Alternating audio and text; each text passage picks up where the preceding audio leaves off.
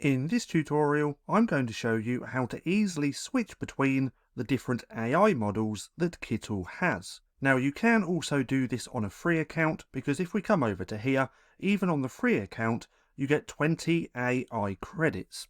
So to do this, we want to come over here to the left hand side where it says Kittl AI.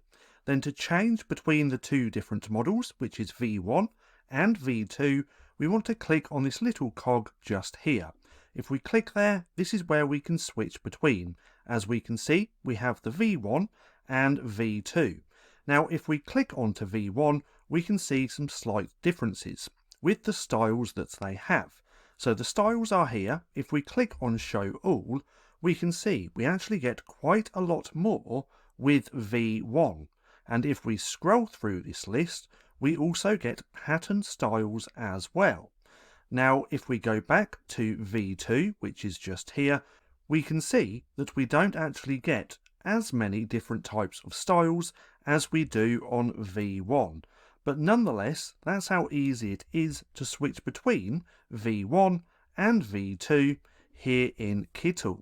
Now, if you found this video helpful at all, then please consider giving me a like, as it really helps out the channel.